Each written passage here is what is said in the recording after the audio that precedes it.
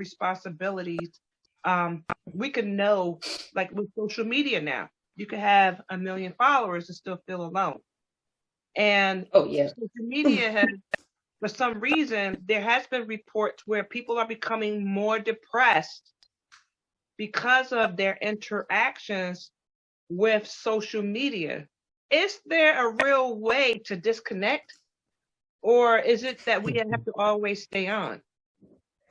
Well, unfortunately, we're in a space where society has now put it out there that we have so many social media platforms, right? So if you're not really into sharing your pictures, you've got Twitter. If you're into photos, you've got Instagram. If you're into connecting with colleagues and family that you haven't seen in a long time, you have Facebook. And then there's so many other platforms. Now you have TikTok. You can make short videos. You can post some pictures. You can put everything up. Everything is everywhere and accessible. And it's almost overwhelming, right? It's like, oh, this is way too much. But people give so much access to their life to other people for this sense of like, I have followers. I have people who want to know about me. I have people who are listening to me, and I need to post. I need to constantly do this. And it's a little bit of narcissistic, just a little bit, a smidgen, but we won't go out there trying to label anybody, right? So now, if you choose to be like an influencer and you have people who follow you, that's fine. But is it every portion of your day has to be photoed or posted about or put a snapshot? Everything you do, have you ever had a moment when you just were able to just be? Yeah, when I'm asleep. Right. And if that's your only moment of just being still and enjoying you, we need to rethink that. How can a person come to a conclusion that they need to unplug? I do see that some do it, but is there a real way that says, okay, is it time management? Is it, Dr. McCants, like, I'm just trying to figure it out because I see a lot of it going on. And I see also that there are reports of individuals who commit suicide from social media.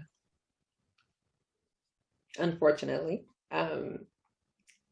If you find yourself comparing to people, you have to remember that a lot of times some of that stuff is polished and put up intentionally, right? Certain pictures are put up because they have been polished to be put onto social media for likes. Yeah. There are some people who may post the not so great days or not so great like photos, but that's also intentional. I choose to post this. It's the same thing. We make decisions every day. And you have to make a decision as to how much you can take in. If seeing all of this content is too much for you and you recognize that, then thinking about perhaps when I wake up in the morning, rather than picking up my cell phone, I need to be saying, you know what? Thanks for what I have. Gratitude. Gratitude.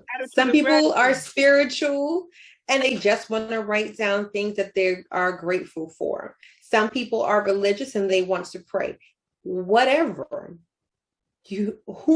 or whatever you may believe in, follow that first in the morning.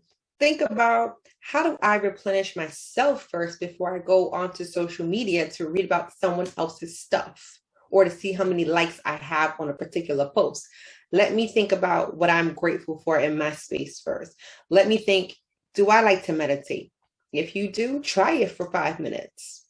If you're a person who prays, pray for 5 minutes. If you're a person who likes to take a long shower and just have a free mind, do what you do.